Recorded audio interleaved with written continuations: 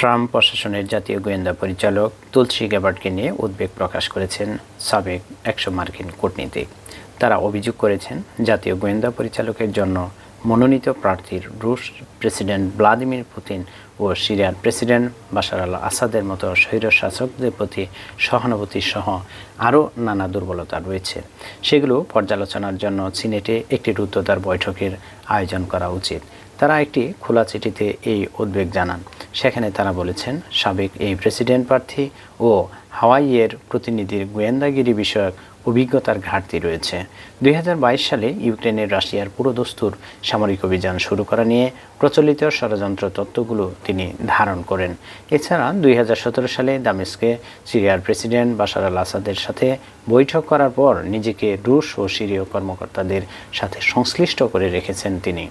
চিঠিতে স্বাক্ষর করেছেন সাবেক deputy secretary of state Wendy Sherman, নেটোর সাবেক deputy secretary general Rose Gottemoeller, সাবেক জাতীয় নিরাপত্তা উপদেষ্টা অ্যান্থনি লেক, এছাড়া আরও কয়েকজন সাবেক রাষ্ট্রদূত, গোয়েন্দা ও সামরিক কর্মকর্তা এবং অন্যান্য উচ্চপদস্থ ব্যক্তিরাও তাতে স্বাক্ষর করেন।